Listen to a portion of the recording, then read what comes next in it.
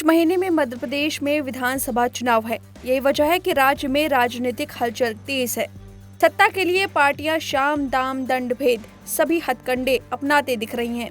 आपको पता है कि मध्य प्रदेश में बीजेपी की सरकार है, लेकिन हैरत वाली बात यह है कि कांग्रेस की ही एक रणनीति बीजेपी अपनाते हुए देखी गई। ये रणनीति है पोस्टर की। कहा जा रहा है कि बीजेपी की तरफ से मध्य प्रदेश की राजधानी भोपाल में जगह जगह कथित पोस्टर लगाए गए, जिसके बाद कांग्रेस की तरफ से भी कथित पोस्टर लगाए गए। लेकिन कांग्रेस के पोस्टर में डिजिटल पेमेंट फोन पे का जिक्र था, जिसके बाद फोन पे की तरफ से एक ट्वीट किया गया। ट्वीट में क्या कहा गया वो बताएं उससे पहले इस कथित पोस्टर वॉर के बारे में विस्तार से जानते हैं। दरअसल पोस्टर प्रचार पहली बार नहीं देखा गया। इससे पहले कर्नाटक में भाजपा सरकार के खिलाफ भी यही रणनीति अपनाई गई थी। कांग्रेस ने पे सीएम अभियान शुरू किया था, जिसमें पेटीएम से मिलता जुलता एक पोस्टर लगाया गया था।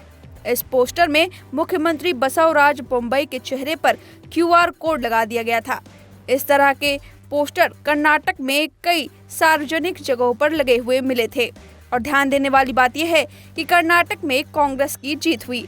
यही रणनीति एक बार फिर से अपनाई गई है। मध्य प्रदेश की राजधानी भोपाल के मनीषा मार्केट क्षेत्र में कमलनाथ के पोस्टर देखे गए, जिसमें उन्हें करप्शन नाथ बताया गया। पोस्टर में एक क्यूआर कोड के बीच कमलनाथ की तस्वीर भी लगाई गई थी और ऊपर वांटेड लिखा गया था, जबकि कुछ पर वांछित नाथ सहित अन्य अमर्यादित भाषाओं का प्रयोग किया गया था। अब मध्य प्रदेश कांग्रेस अध्यक्ष कमलनाथ के क्यूआर कोड वाले पोस्टर नजर आने के बाद सीएम शिवराज सिंह चौहान के कथित पोस्टर भोपाल भर में देखे गए। कहा जा रहा है कि इस पोस्टर के माध्यम से कांग्रेस ने सीएम शिवराज पर काम के बदले पैसे लेने का आरोप लगाया है। चलिए आपको बताते हैं कि इस पोस्टर में आखिर क्या है। पोस्टर में सीएम शिवराज सिंह के चेहरे के साथ एक क्यूआर कोड छपा है। पोस्टर में लिखा है कि 50% लाओ, फोन पे काम कराओ।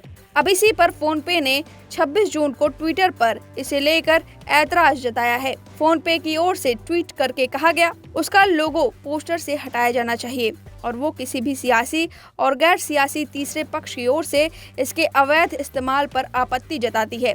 कंपनी की ओर से कहा गया कि लोगों का किसी भी तरह से अवैध इस्तेमाल कानूनी प्रक्रिया को न्योता देगा।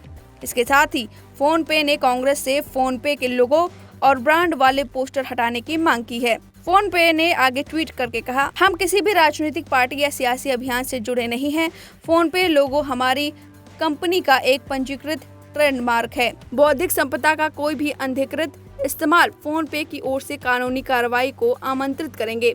हम विनम्रता पूर्वक कांग्रेस से पोस्टर हटाने का अनुरोध करते हैं। कांग्रेस की तरफ से कथित पोस्टर में फोन पे का साफ साफ नाम लिया गया, जबकि बीजेपी की तरफ से कथित जो पोस्टर लगाए गए उसमें मात्र क्यूआर कोड देखने को मिला। यही वजह है कि फोन पे ने कांग्रेस को सीधे नाम लेकर चेतावनी दे दी है। हालांकि दोनों पार्टियों ने इस पोस्टर विवाद से खुद को किनारे कर लिया।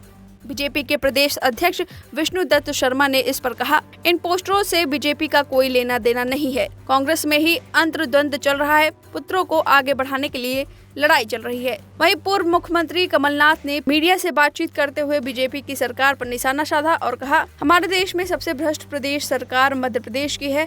सबसे भ्रष्ट मुख्यमंत्री शिवराज सिंह चौहान जी हैं। वह मुझे नीचा दिखाना चाहते हैं, लेकिन वह मुझे कभी नीचा नहीं दिखा पाएंगे।